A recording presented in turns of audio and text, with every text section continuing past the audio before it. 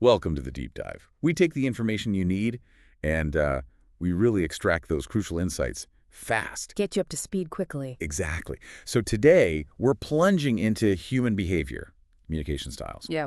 all guided by this book, Surrounded by Idiots by Thomas Erikson. Right. And you, our listener, you're looking to get a quick, thorough grasp on why people communicate and behave so well differently. Hoping for those aha moments. Those light bulb moments that clarify things. So our mission today is basically to unpack these core ideas, the red, yellow, green, blue styles. And show how understanding them can seriously reduce that feeling of being surrounded by, well, Idiots. Yeah. Precisely. We'll look at how this framework started, really dig into each style, and give you some, practical ways to adapt your communication. Make those connections more effective. The goal is immediate, usable understanding, straight away. Okay, let's get into it then. The author, Thomas Erikson, he didn't just, wake up knowing all this. No, not at all. It started from a pretty common feeling, actually. Which was? That he just clicked better with some people, Some interactions were smooth. Easy. Yeah, easy. And others felt like wading through thick mud, I think he says. Right, and what's interesting is he didn't just dismiss that feeling. It led him somewhere. Yeah, it led to a really key realization, actually triggered by meeting this self-employed guy. Stir. Yeah. And Stir's view was? Stir genuinely believed everyone working for him was an idiot. Like incompetence everywhere he looked. It's almost funny in a dark way. Yeah. Did he have a warning light? He literally did. A red light outside his office. If it was on, you stayed away. Simple as that. Wow. But this extreme view, it actually sparked Erikson's curiosity, didn't it? It did. Because here's this successful guy, right? But he just couldn't handle people who didn't operate exactly like him. And that points to something fundamental, I guess. Yeah, it brings us to this core insight. We tend to measure other people against ourselves, our own yardstick. So what we call an idiot might just be someone with a totally different behavioral style, different priorities, Erikson admits he used to do it too before he really studied this stuff. Okay, so this really got interesting for him. He went on this quest, basically. Yeah, trying to figure out why. Why the differences? Why are some quiet, others always talking? Why different ideas about honesty or being on time? And it wasn't about boxing people in. No, not at all. It was about understanding what makes them tick. Finding the patterns. And this connects to Carl Jung, right? There's a quote in the book. That's right. Jung said something like, we see what we do, but we do not see why we do what we do. So we judge based on actions. Exactly. We assess based only on what's visible, often missing the why behind it. And this framework Erikson presents, it helps us look beyond just the what. Start thinking about the why. Mm-hmm. The book uses a great analogy here, the toolbox. Oh, yeah, the toolbox. Like behavior patterns are tools. You need different ones for different jobs. Hammer's no good for screws. Precisely. Different styles are effective in different situations. No single best style. And the book lays out some core ideas about these patterns, too. It does. They're part of a pattern, so consistent, they're changeable with effort, observable so you can learn to spot them, and crucially, understandable. So it's not rigid categories, but more like recognizing dominant tendencies. Exactly, to understand each other better. So how does Erikson break it down, the four-color framework? Red, yellow, green, and blue. And it's important to remember, most of us aren't just one solid color. That's a key point. The book says only about, 5% of people have one truly dominant color? And the rest. Around 80% are a mix of two, the others have three. And interestingly, this model says nobody's an even mix of all four. Okay, let's dive into red then. What are the key things to look for? What defines a red?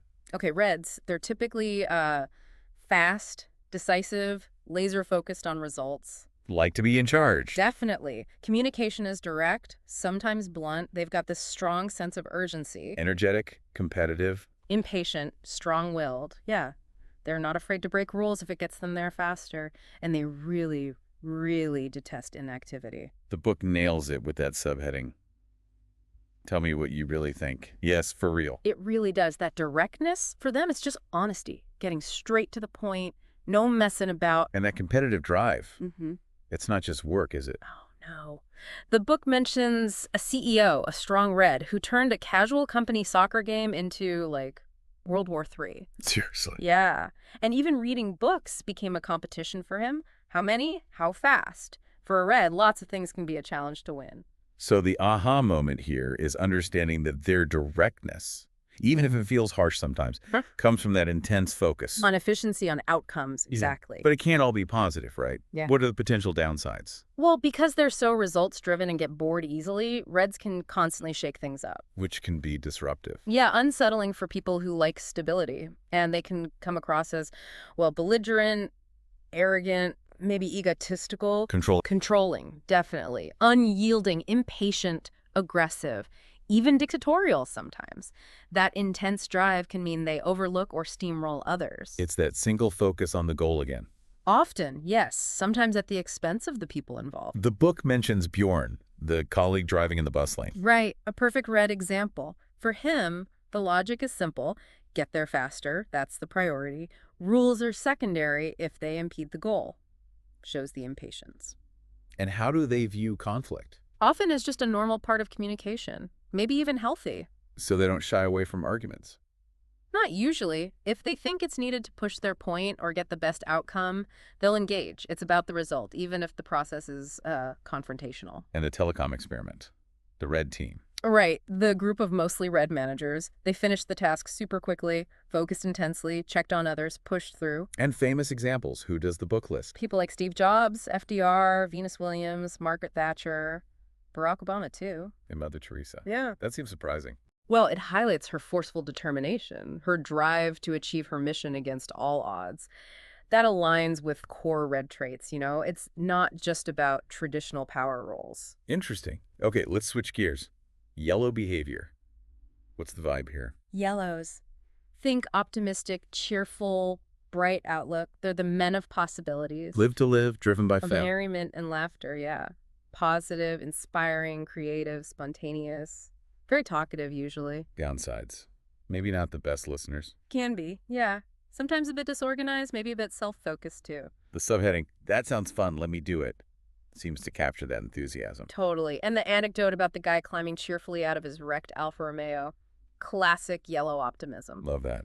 And their ability to inspire. It's a real strength. The book talks about Marianne, a sales director. She could just fire up her team with sheer optimism, unwavering belief. So the aha is that contagious enthusiasm, seeing possibilities everywhere. Definitely. Where others see problems, they often see potential. And creativity, like Robin the garden designer. Yeah, always buzzing with new, exciting ideas. Very imaginative. But what about the challenges? You mentioned being scattered. Right. Because they focus on the exciting, big picture, maybe not the nitty-gritty details. They can seem unrealistic, struggle with follow-through sometimes. And the talkativeness. Can lead them to dominate conversations. And because they sometimes speak before thinking it all through. They might seem untruthful. Not intentionally dishonest, usually. More like unfiltered verbal processing. Things just come out. The book mentions, I know exactly what you mean, but with the implication they might not actually get it. Yeah, because they might be too busy thinking about what they want to say next, or relating it back to themselves to fully listen. Limitless verbosity, the windbag perception. Huh, yes. That example of Peter in the meeting, speaking 69% of the time, that really highlights it. And disorganization, method to the madness. Sometimes, yeah, their approach isn't always linear or structured. And the me bit, Yeah. talking about themselves. A tendency, yes, to bring the conversation back to their own experiences. What about the yellow team in that telecom experiment? Energetic, loads of ideas, but quite scattered. They actually took the longest to return after the task. Hard to keep them focused and structured. And under stress. The book says they can become more sulky, withdrawn, and even less organized. Okay, moving on. Green behavior. What are the key traits? Greens. Generally calm, stable, very patient, excellent listener. Empathetic. Very. They strongly dislike conflict, loyal, they like routine, but they can be resistant to change. And sometimes passive or indecisive. That can happen, yeah. So the, I know exactly what you mean here, is genuine listening. Absolutely. They really try to understand your perspective. It's a core strength. And modesty is a big thing for them. Huge. It's not a big deal. I was just doing my job. That phrase sums it up, even with real expertise. Like that blue colleague who knew the answer but kept quiet. Exactly. Greens, and blues in that case, don't always shout about their knowledge. Their quiet competence can get overlooked because they don't seek the spotlight. And resistance to change. That seems significant for greens. Very much so. They find comfort in the familiar, in routine. Disruption makes them uneasy. Like sitting in the same chair at breakfast. That analogy captures it perfectly. They like things predictable. What about potential downsides for greens? Well, they can be perceived as stubborn sometimes, slow to act. They might use vague language to avoid commitment or responsibility. Because they dislike conflict. Partly, yes. And that resistance to change can make them seem unenthusiastic or uncommitted even when they're not. It often comes down to their need for stability and harmony. The subheading, "It was better before." Much better. That really points to the discomfort with change. It does. They genuinely often prefer the way things were. And conflict avoidance is key. Absolutely key. They prioritize peace. They'll often back away from heated debates just to keep things calm. So the green team in the experiment, suffering silently. That's how the book describes it, highlighting that reluctance to voice concerns or rock the boat. And under stress, even more passive. Even more passive, hesitant, non-committal. Yeah. Okay, finally, blue behavior. What defines this style? Blues. Think analytical, precise, detail-oriented, very structured. Thorough, cautious, Definitely. Often introverted, they value facts, logic, data above all else. modest like greens. Often, yes. Perfectionistic, too. They can be hesitant to start something new without really thorough preparation. And sometimes seen as critical or suspicious. That can be the perception, yes. So tell me what you really think yes for real for blues means. Leaving the facts, all the details, the logical breakdown, their analysis depends on it. In the modesty, it's not a big deal. I was just doing my job. Similar to greens, but for blues, it's often tied to doing things correctly, accuracy over praise. The detail orientation, like checking every clause in a contract. Exactly. Nothing gets overlooked if a blue is involved. The aha is their absolute commitment to accuracy and methodical process. Thoroughness seems huge. The CEO asking for more material on that proposal. Is there any more material? Yeah, even after getting a mountain of detail. Highlights that need for all the information before deciding. And planning. The IKEA example. Perfect illustration. Reading instructions multiple times, checking parts, laying everything out, then starting assembly. Methodical. Introverted, too. Silence is golden. Comfortable in their own head. Don't feel the need for constant chatter or external validation. What about the challenges with a dominant blue style? The downsides. They can come across as evasive, maybe defensive if questioned. Overly perfectionistic, certainly. Reserved, fastidious, hesitant. Questioning, suspicious. Can be. Tedious, aloof, maybe even cold-hearted or critical. Pessimistic sometimes. Slow to act because they need all the data first. It's quite a list, Yeah. stemming from that focus on getting it exactly right. Largely, yes. And their cautious nature. 95% right is actually 100% wrong. That really hits the nail on the head for blues. It does. That anecdote about the slightly crooked cupboard door drives a blue mad. It has to be perfect. And personal space. Keep your distance. Yes. I don't really know you, so keep your distance. They often prefer their own company, less keen on casual small talk. Need their space. And trusting data above all. Eh. Double-checking Excel. Absolutely. Data is king. Trust, but verify rigorously. What about the blue team in the telecom experiment? They were slow, very focused on structure, process, but didn't actually reach a solution in the time given. Got bogged down in the details. And under stress, what happens to blues? They tend to withdraw completely, focus intensely on tiny, minute details, sometimes losing sight of the bigger picture, clam up. Okay, so we have these 4 styles. Now, the big question, how do we actually interact with them better? The book gives specific strategies, right? It does. For Reds, the key is be businesslike, get straight to the point. Be direct back. Yes, present suggestions confidently. Be ready for bluntness. Don't waste time on excessive friendliness or flattery at first. And if they are too blunt, Address it directly, firmly. The aha is respecting their need for efficiency and results. Match their energy, but professionally. got it. What about yellows? How do we adapt? Tune into their enthusiasm, mirror their energy a bit. But critically, have a clear plan for the conversation. What outcome do you need? Try to get concrete answers. Definitely. And maybe follow up in writing. Coordinate appointments carefully. They can be spontaneous.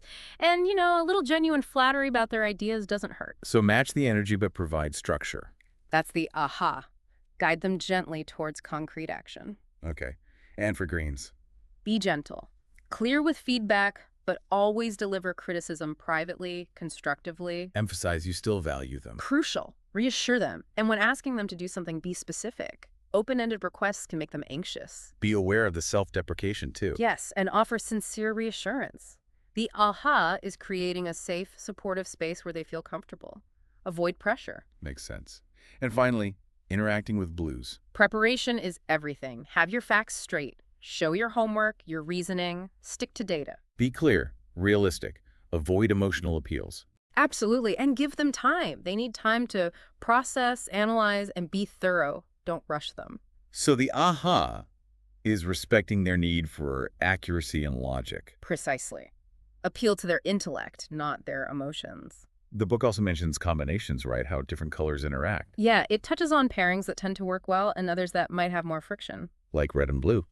Can be a strong pair. Red brings the drive, blue ensures the quality and thoroughness. Complementary. Green and yellow. Also potentially good. Yellow's enthusiasm balanced by green's calm stability and listening skills. And challenging pairs, Yeah. red and green. Can be tricky, yeah. Very different paces, different approaches to conflict.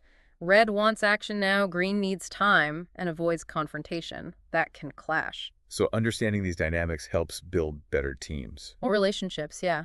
Knowing the potential friction points or where strengths complement each other, that's the aha. And ultimately, it really comes back to self-awareness, doesn't it? Absolutely. Understanding your own dominant styles is the foundation. That's the crucial first step before you can effectively adapt to others. The book shares reflections from people who took the assessment. Helena, Jane, Elizabeth, Stefan. Any key takeaways there? Yeah, it was interesting. Helena mostly read. She recognized her impatience and how her directness could intimidate people. An insight for her. Jane the yellow. Acknowledged his creativity and talkativeness, but also that he struggled with feedback, listening. Got defensive sometimes. Elizabeth. Green with blue. Confirmed her need for harmony, dislike of conflict, her cautious nature, very green-blue traits. And Stefan. Blue with red. He valued the red drive for results, but was, well, critical of yellow's maybe not being rigorous enough, very analytical, research-focused. It shows how people started seeing their own tendencies in action. So the aha is really seeing how people connected the framework to their own experiences and impact. Exactly, that self-reflection piece. And the quiz in the book, what's that like? It's scenario-based questions mostly, asking about preferences in different situations to help you identify your dominant styles. The patterns and responses line up pretty clearly with the color characteristics. Okay, and finally, that telecom experiment again. It seems to really wrap things up, the main conclusions. The big one was about diversity. The teams with a mix of red, yellow, green, and blue styles. They were by far the most effective. More so than the single color teams. Much more. Each style brought unique strength. The reds pushed for action, yellows brought ideas, greens ensured harmony and listened, blues focused on quality and detail. A balanced team achieved way more. So the final aha Yeah. is that diversity of styles is actually a strength. Absolutely. Embracing those differences leads to better outcomes. Don't surround yourself only with people like you. Right. So to bring our deep dive on Surrounded by Idiots to a close, understanding these four styles, red, yellow, green, blue, it really gives you a powerful framework. Not just for recognizing differences, but appreciating them. Yeah, appreciating how people communicate and behave differently. And this understanding, as you now know, it can lead to much more effective interactions. And hopefully less of that feeling. Less feeling behaviorally challenged by everyone around you. Exactly. This deep dive was designed to give you, our listener, a concentrated dose of these core ideas, a solid foundation. A shortcut to being more informed. Mm-hmm. So here's a final thought for you to chew on. Thinking about red, yellow, green, blue, what do you think your own dominant style or styles might be? And how might knowing this give you a fresh perspective on past interactions or maybe ones coming up? We really encourage you. Start observing. Notice the behavioral styles of people you meet, work with, live with. See if you can spot the patterns. We really hope this deep dive has sparked some valuable insights for you. And maybe encourages you to explore this fascinating topic even further.